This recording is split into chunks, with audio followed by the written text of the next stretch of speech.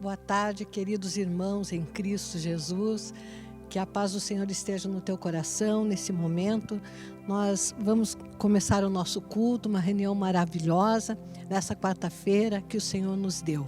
Amém, querido? Nós vamos agora de coração louvar ao Senhor. Glórias e toda a honra seja dada a Ele.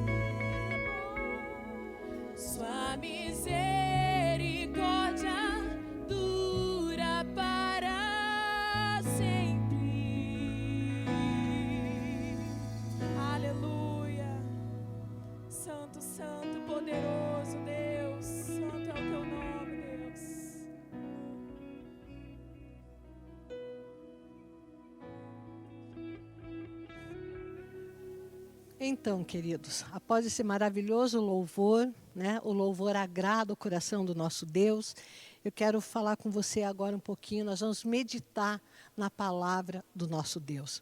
Eu convido você agora, nesse momento, a colocar a mão no seu coração, para que Deus esteja ministrando, para que o Espírito Santo de Deus esteja nos ministrando a respeito da palavra dele. A palavra do Senhor diz que o Espírito Santo nos ensina, nos instrui acerca da sua palavra. Amém, queridos? Então vamos orar. Pai Santo e misericordioso, nessa tarde, Paizinho querido, eu te peço que o Senhor, em nome do teu Filho Jesus, Paizinho, esteja ministrando cada coração nesse momento. Ministra, Senhor, com a tua palavra, dá-nos entendimento, Paizinho, e que essa palavra caia como semente em nossos corações, Pai, e venha produzir, nosso Deus e nosso Pai, tudo aquilo que o Senhor tem querido que fazer prosperar quando o Senhor nos dá a tua palavra, Paizinho. Que o Senhor fale aos nossos corações, que o Senhor traga libertação, que o Senhor traga consolo e que o Senhor traga direção, em nome de Jesus. Amém, queridos? Eu queria meditar com você hoje na palavra de Deus, no Salmo 73.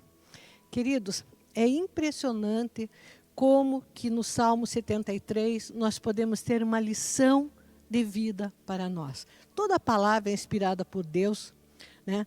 E toda a palavra é proveitosa para nós. Mas eu queria hoje falar em especial sobre o Salmo 73. Vamos ler juntos, versículo por versículo. Esse salmo, ele foi escrito por Asaf, e sabe aquele momento, pelo que a palavra diz, em que Asaf, e muitas vezes isso aconteceu já conosco, eu tenho certeza, ele estava meio que indignado, até assim, observando o que acontece com aqueles que confiam no Senhor e o que acontece com aqueles que não confiam no Senhor. E ele começa o salmo, veja, ele leia comigo no versículo 1, ele diz assim: verdadeiramente bom é Deus para com Israel e para com os limpos de coração. Então ele está falando aqui da bondade de Deus para com o povo dele. Os limpos de coração, aqueles que estão na presença de Deus. Mas ele fala aqui no versículo 2, quanto a mim, os meus pés quase que se desviaram. Pouco faltou para que escorregassem os meus passos. Olha o que ele está falando aqui, Asaf está dizendo assim, quase que eu saio da presença de Deus. Pouco faltou para que meus pés se desviassem e eu saísse dessa comunhão com Deus. Quem já não passou na sua vida cristã, né, algum momento de perigo, de desvio, mas Deus ali resgatou, foi fiel, e muitas vezes você se manteve fiel, ainda que em situações muito adversas e contrárias. Mas o que Asaf diz aqui? Que ele começou a se desviar, quase que ele se escorrega. O que é escorregar? O escorregar leva a pessoa a cair. Quer dizer, ele ia perder aqui a comunhão com Deus. E eu digo para vocês, nós podemos perder a salvação, inclusive, desviando-nos. E ele diz assim que, por quê?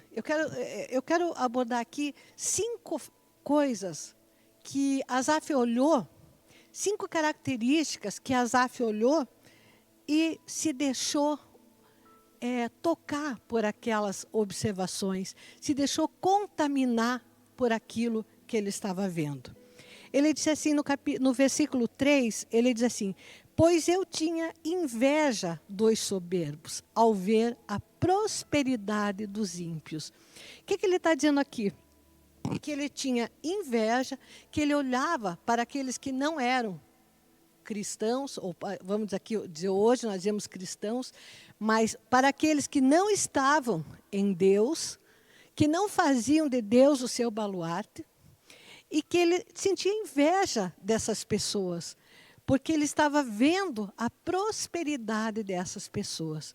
Então, o que Asaf está nos falando aqui? Que quando ele começou a olhar a prosperidade que os ímpios tinham, ele passou a invejar essa prosperidade e que aquilo quase que desvia ele dos caminhos do Senhor. A inveja é uma das, eu sempre digo assim, algo muito terrível, para que, normalmente, nós falamos assim, o espírito da inveja pode trazer problemas na vida de alguém. Pode, realmente pode. Nós vemos pela palavra que o próprio Jesus Cristo foi entregue por inveja. Agora, aquele que sente a inveja também fica no prejuízo, também é prejudicado. No livro de Provérbios, no capítulo 14, no versículo 30, diz assim: o coração com saúde é a vida da carne, mas a inveja é a podridão sobre os ossos. Isso significa o quê? Os ossos são aquilo que nos deixam em pé. Toda vez que olharmos para uma pessoa com sentimento de inveja, isso não nos fortalece de forma alguma. Todas as vezes que um de nós, ou você, alguém se compara com outro, compara às vezes nas bênçãos, isso jamais vai te fortalecer. Pelo contrário, isso vai tirar o sustentáculo, vai tirar a força tua. Por isso está escrito aqui, né, em Provérbios, que a inveja, ela apodrece os ossos. Ossos podres não fazem o papel de osso, não mantém a estrutura. Se nós pensarmos hoje, fizermos uma análise, o que nos mantém em pé é a nossa estrutura óssea. Depois é agregado músculos, gordura, tecido, etc. Mas a estrutura óssea é que nos dá a situação de nos mantermos em pé. Em Provérbios, ainda em Provérbios, no capítulo 23, no versículos 17 e 18, Salomão recomenda ali no livro de Provérbios, dizendo assim: não tenha o teu coração inveja dos pecadores, antes sê no temor do Senhor todo dia. E aí ele completa dizendo assim: porque deveras há um fim bom, mas não será malograda a tua esperança. Está dizendo assim: não tenha inveja, não se detenha de invejar os pecadores, não inveja a prosperidade do ímpio, do incrédulo, daquele que não crê em Deus, porque há um fim para a tua posição. Essa tua confiança em Deus vai te trazer o fim que a tua esperança almeja.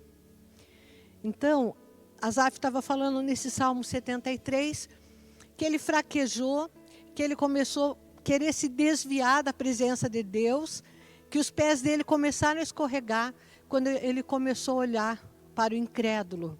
E viu então que o incrédulo, né, prosperava e ele passou a admitir no seu coração um sentimento de inveja. Depois, ele vai dizer, continua ali comigo, no versículo, versículo 5, veja lá comigo, versículo 5, ele vai falar, ele diz assim, deixa eu colocar novamente esse meu óculos, ele diz assim: não se acham que os ímpios, né? Ele fala assim: não se acham em trabalhos como outra gente, nem são afligidos como outros homens. Ele está falando assim: puxa, o que acontece? As pessoas não honram a Deus, não temem a Deus, não creem em Deus, são incrédulos e não estão aflitos em trabalhos como eu estou. Então, eu fui pesquisar esse termo aqui colocado, não se acha em trabalhos, e aí, quando eu fui no dicionário do hebraico, ele fala que seriam trabalhos com esforço fatigante, corporal ou mental. Que seria que aqui ele se referia a trabalhar duramente e com enfado. Ou seja, Asaf está dizendo assim: Senti inveja, comecei a observar o ímpio, senti inveja da prosperidade dele. Depois observei que ele não se enfada com um trabalho tão árduo quanto eu. Que a labuta dele não é tão fatigante, corporal e mentalmente, como a minha. Aí, no versículo 12, veja ali comigo, ele diz assim: eis que esses são ímpios, e todavia estão sempre em segurança, e se lhes aumentam as riquezas. Então, assim, são ímpios, são incrédulos, agem na sua vida como se Deus não existisse, como se eles pudessem de tudo, e eles ficam em segurança. E além de estar em segurança, ainda aumentam as suas riquezas. Mas a palavra de Deus diz que a segurança do homem, que quando o homem coloca a sua segurança nas coisas, quando o homem coloca a sua segurança nas riquezas, quando o homem coloca a sua segurança tanto em si mesmo, não admitindo que é Deus na vida dele, que ele tem seus dias limitados e que ele precisa ter dependência do Senhor, ele não tem essa segurança que ele pensa que tem, né? Se você for comigo ali no Salmo 4, no versículo 8, eu sempre digo assim, aquele que às vezes não consegue dormir, né? Aquelas pessoas que têm dificuldade de dormir e se rolam na cama e vira para cá, vira para lá. É uma situação muito difícil, eu sei que para várias pessoas que passam por isso. E eu sempre digo assim, olha o Salmo 4, no versículo 8, que diz assim: em paz me deito e logo adormeço, porque só tu, Senhor, me fazes habitar em segurança. A segurança na minha e na tua vida vem do Senhor Jesus. Amém? Nós, na verdade, não conhecemos nem os nossos próximos 3 minutos. A gente sempre diz, né? A gente não conhece nem o nosso final desse dia. Mas a nossa fortaleza, a nossa segurança está no Senhor. E a Bíblia, em várias passagens, ela vai falar que a segurança do ímpio é vã. Porque quando o mal vem, geralmente pega o ímpio de surpresa. Não, a pessoa não tem, fora de Deus, jamais a segurança plena que ela precisa na sua vida. Salmo 40, versículo 4, diz assim: bem-aventurado o homem que põe no Senhor a sua confiança.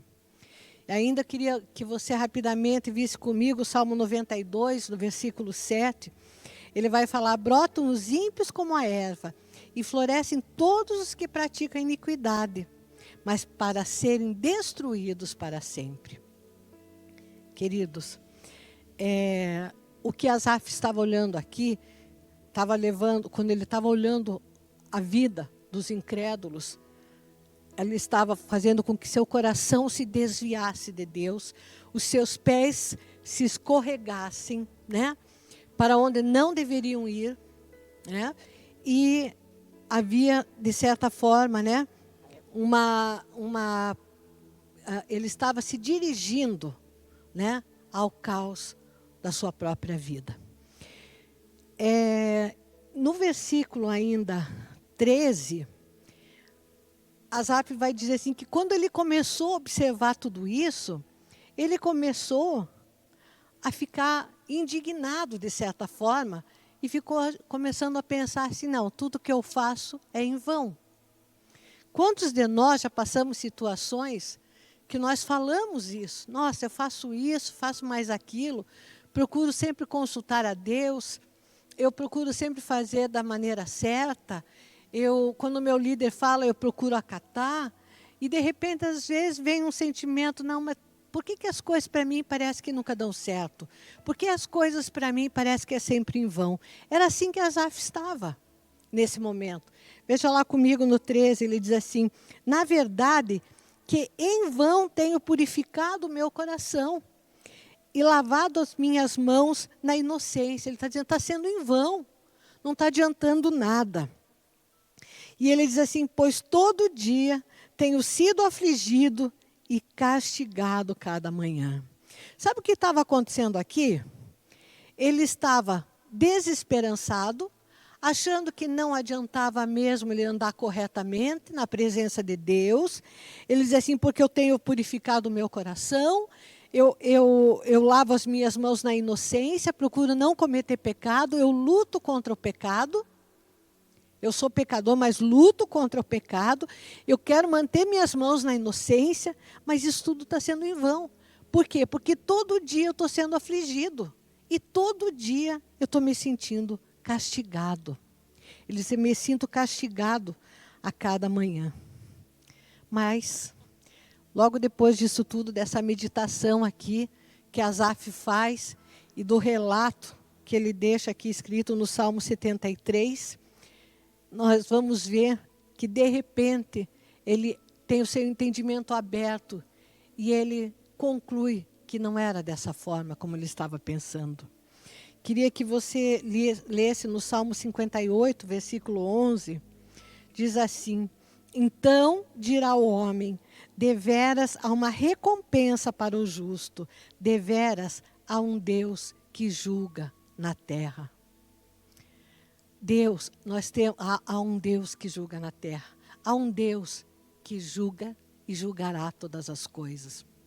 Então, não era em vão o que ele estava passando, o que ele estava ali na presença de Deus, não era em vão como ele pensava. E interessante que quando ele observa o ímpio, quando ele observa a prosperidade do incrédulo, do ímpio, ele diz lá no 14, pois todo dia eu tenho sido afligido e castigado. Aí ele assume um papel de vítima, tipo assim, e quem de nós já não fez isso, amados? Quem de nós já não fez isso? De chegar assim, poxa, eu procuro fazer tudo certinho, eu consulto a Deus, eu oro todo dia, eu faço isso, eu faço aquilo, e de repente tantas aflições que eu tenho passado. Mas a palavra de Deus diz, Jesus disse assim, no mundo vocês vão ter aflições, vão ter mesmo, mas tem de bom ânimo, porque eu venci o mundo. E o que aconteceu aqui com Asaf, que ele já estava se vitimizando. Ele já estava dizendo assim, eu sou vítima, porque eu faço de tudo e nada dá certo. Mas aí nós vamos pular mais um pouquinho, e você vai ver ali no versículo 16, ele diz assim, que quando ele pensava em compreender isto, ele ficou sobremodo perturbado. Sabe o que significa isso? Que quando ele começou a olhar, fazer essas análises, né, dizer assim, por que acontece isso com eles, não acontece comigo? Por que o meu trabalho é sempre tão fatigante? Por que tudo que eu faço tem que ser com muito esforço? Tem muitos crentes cristãos, né, que falam assim, eu oro a Deus, tá, mas nada para mim cai do céu, né?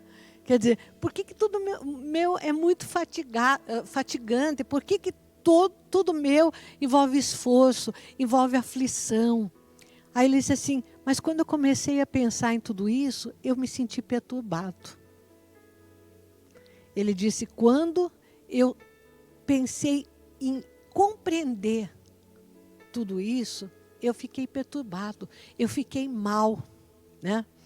E aí, ele diz assim, até no 17, que eu entrei no santuário de Deus e então entendi o fim deles. Aí então, quando ele entra na presença de Deus, ele descobre que Deus não é um Deus temporal só do hoje, que Deus é um Deus de eternidade. Queridos, quando ele entra no santuário de Deus, quando ele entra na presença de Deus, quando você está firmado na casa de Deus, quando você está na presença de Deus, nas 24 horas do teu dia, quando você vem aqui na casa de Deus, recebe uma palavra, você procura ouvir, meditar, praticar aquela palavra, né? Você vai entender que a presença de Deus não é apenas para esta vida, é para a vida eterna também. E é por isso que ele fala, veja lá comigo, no versículo, quero ver qual é o versículo,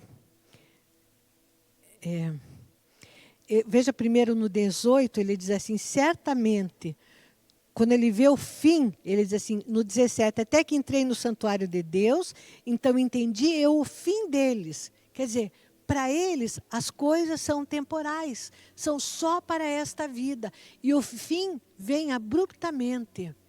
Quando o fim vem, ele vem determinativo, no sentido de não ter mais continuidade de nada.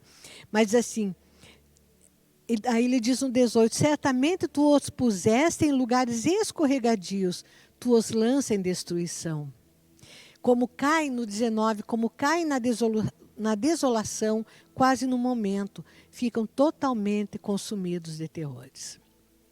Agora, eu quero só que você veja comigo, quando ele diz assim, no 25, ele diz assim, a quem tenho eu no céu, senão a ti?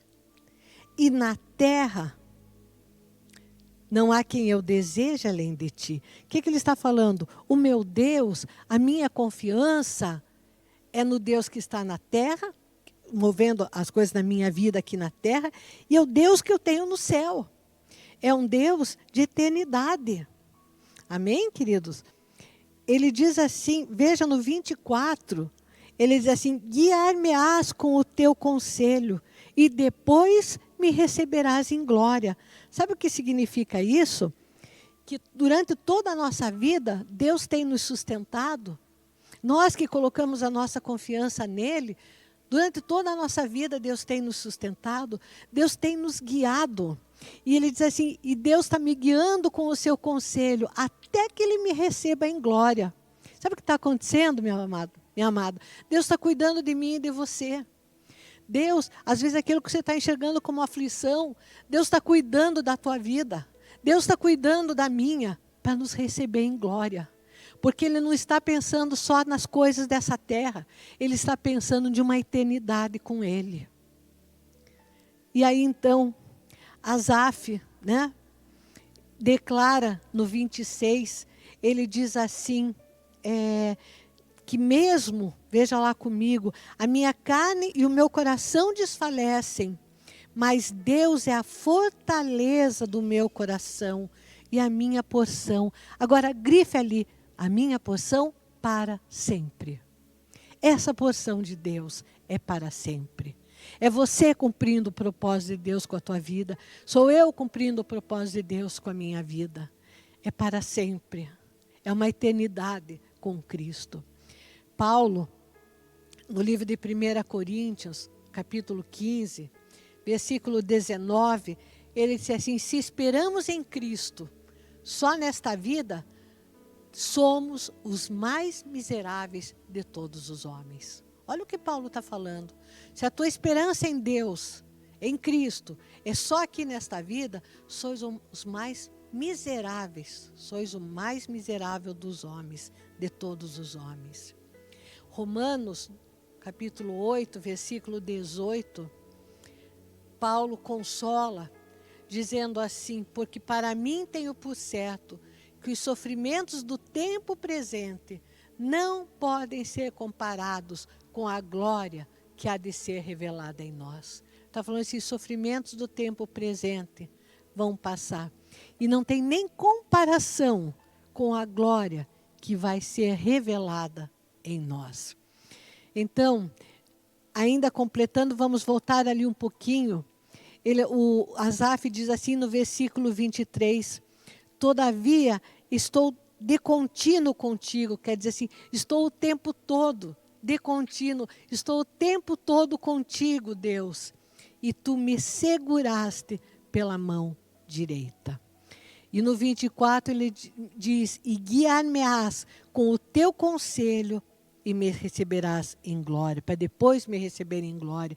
Então ele está dizendo assim, eu estou vivendo de contínuo na tua presença, mas a tua mão direita, tu está me guiando nessas minhas escolhas, tu está sendo na minha vida, tu está me dirigindo a minha vida, o Senhor está me aconselhando como viver essa minha vida, até que eu seja recebido em glória por Deus.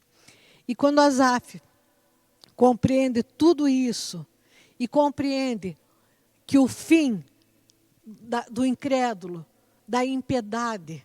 É um fim terrível, né? Ele diz que, no versículo 27, ele diz assim: pois eis que os que se alongam de ti perecerão. Haverá destruição.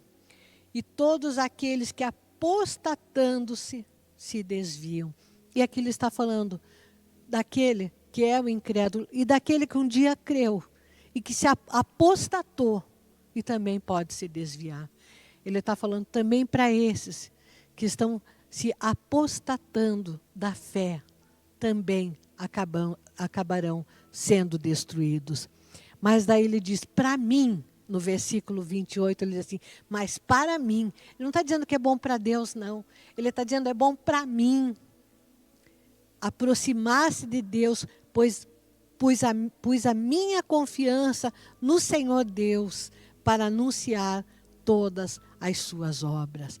Sabe o que significa isso? Ele está dizendo, eu compreendi que eu achava que o ímpio, o incrédulo, aquele que apostatou da fé, estava numa situação boa, mas hoje eu estou vendo que não, que para mim, bom mesmo é ficar na presença de Deus, porque ficar na presença de Deus vai me levar a ter Deus em todos os momentos da minha vida. Um Deus que me aconselha, um Deus que me consola, um Deus que me toma pela sua mão direita, um Deus que me guia, um Deus que me é por segurança, um Deus que é bom para mim.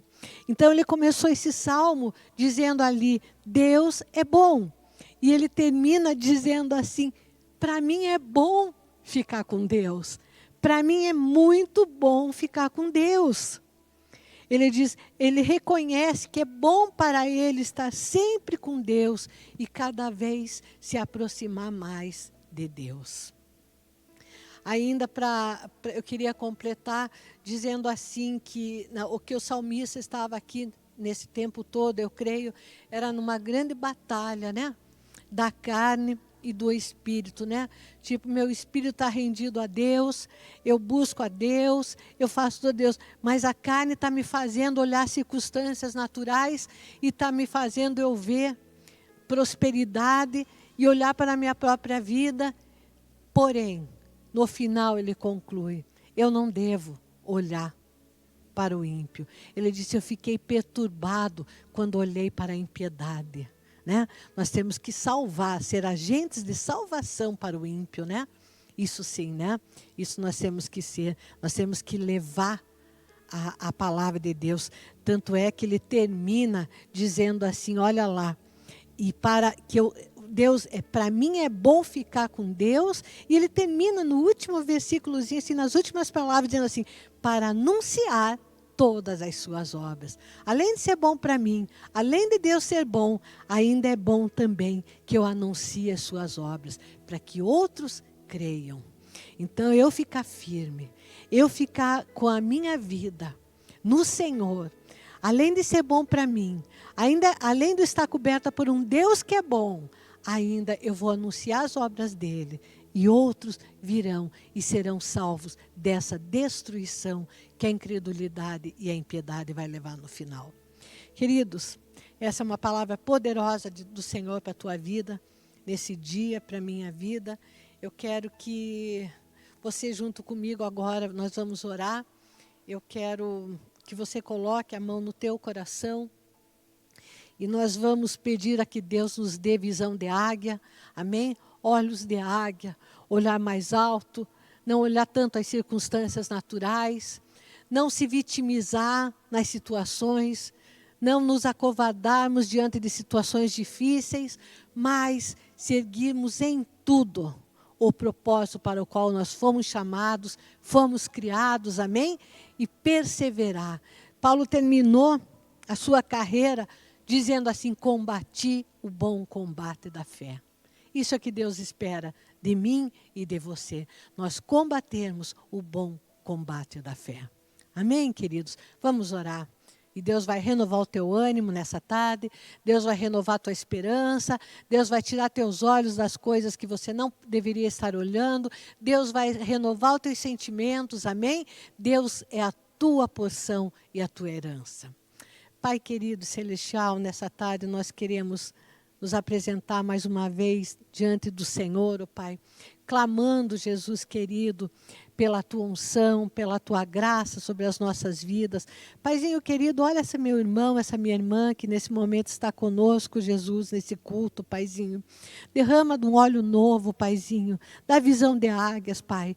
Tira os olhares das circunstâncias, Pai. Que cada um não olhe, Senhor, para os feitos do mundo, Jesus, mas coloca os olhos, levanta a cabeça de cada um, Senhor. Levanta os olhos dos teus filhos, Pai, para que perseverem na fé, Senhor, para que alcancem através de Ti novas posições, Pai. Senhor, derrama nesse momento uma unção de cura, Paizinho, de libertação. Aquele que está se sentindo fatigado, cansado, aflito, renova as forças, Pai. Unge, meu Deus, unge essa cabeça, Senhor, com o óleo da Tua graça, da Tua salvação, Paizinho. Toca a vida do meu irmão, toca a vida da minha irmã, Senhor. Tira o peso, Senhor. Tira o peso que sente às vezes nas costas, meu Pai. Tira a curvatura, Senhor. Levanta essa pessoa, Pai. Coloca sentimentos de alegria, Paizinho. Coloca, meu Deus, um renovo que vem do Senhor, ó Pai. Paizinho querido, nessa tarde, Paizinho, dá-nos a Tua bênção, Senhor. A bênção da libertação, a bênção da cura, Paizinho. O Senhor morreu no nosso lugar, Paizinho, para que tivéssemos vida e vida em abundância, Pai. Que cada um receba nesse momento, Paizinho, através da Tua palavra, Senhor, através da oração, Senhor, vida abundante em Cristo Jesus. Em nome de Jesus. Amém. Paizinho querido, também estenda essa mesma bênção, Senhor, a todas as famílias aqui representadas, por a todos aqueles que estão ouvindo essa oração e participando, Paizinho. Estende também um óleo de unção, de graça, de poder sobre a vida dos familiares, Pai, em nome de Jesus. Amém. Amém, queridos? Eu queria falar com você, antes ainda, sobre duas situações mais. Quero falar primeiro com você que ainda não recebeu Jesus no seu coração e diz assim, mas é necessário. Às vezes a pessoa diz assim, não, mas eu estou com Jesus, olha, eu gosto de Jesus, eu sempre fui de falar de Jesus, mas existe uma confissão individual que Deus espera de cada um, porque Deus, eu sempre digo, Deus, Ele tem filhos, Ele não tem indivíduos, né? Ele tem filhos. E filho é aquele que é adotado por Ele como pai, que recebe Deus como pai. Aí, lá no Evangelho de João, diz assim, porque todos quanto receberam, deu-lhes o poder de serem feitos filhos de Deus, isto é, a saber, todos aqueles que creem no seu nome. Amém, querido? Então, ele diz assim, porque... o que ele estava dizendo ali, que a todos que o receberam, a esses que o receberam, é que foi dado o poder de serem feitos filhos de Deus. Amém, querido? Então eu quero que você, que talvez esteja dizendo nesse momento, eu quero receber esse Espírito de Deus na minha vida. Eu quero orar com você. Eu quero que você diga, onde você está agora, diga assim, Deus, eu te recebo, eu recebo o teu Espírito Santo sobre a minha vida. Faz morada em mim. Eu abro as portas do meu coração, eu abro o meu entendimento, Jesus, para receber o Senhor como o meu único e suficiente Salvador. Amém? Receba o Espírito Santo de Deus na tua vida. E se você fez essa oração pela primeira vez, você pega depois o telefone da nossa igreja, sabe? Ligue para a igreja, peça oração, diga, olha, eu quero conhecer mais sobre Jesus, eu quero ter uma caminhada numa vida com Deus, e você vai estar sendo ajudado por pessoas que vão te ajudar, que vão te amar e vão te orientar. Em nome de Jesus. Amém, queridos? E, finalmente, quero falar ainda, terminar falando, né, sobre os dízimos, sobre as ofertas. Eu sempre falo, né, que o dízimo é uma aliança, na verdade, que a gente tem com Deus. É quando você crê que, por mais que você tenha se esforçado, tudo que você recebe não é mérito teu, vem de Deus. Por quê? Porque a verdade é que se Deus não nos der saúde, nós também não temos como trabalhar. Não é verdade?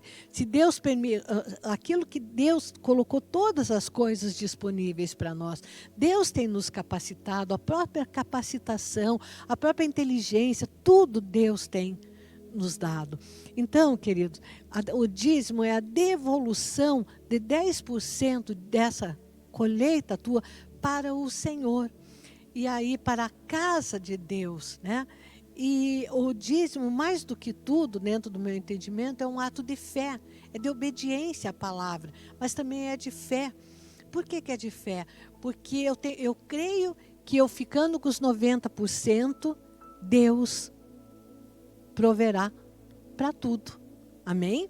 Eu creio que aquilo que 10% não é meu, porque eu estou devolvendo para Deus a parte dele. A Bíblia diz que o dízimo é devolução, é o reconhecimento que tudo vem das mãos de Deus. Amém, queridos? Então, é bênção, né? Você cumprir esse mandamento. E se você quiser ofertar, também existe a possibilidade, né? Você pode ofertar recursos, né? Parceiros de Deus, né? E também, inclusive, me veio agora no coração de falar, ofertar também cesta básica, porque tem muita gente precisando de ajuda. E se cada um de nós fizer um pouco disso, muita gente vai ser favorecida e haverá bem menos sofrimento entre as vidas. Amém, queridos? Eu desejo a você uma abençoada noite ainda de quarta-feira, um final de tarde, né? Um resto de semana abençoado na presença de Deus. Graças damos ao Pai por esse culto. Amém, querido? Deus te abençoe grandemente, em nome de Jesus.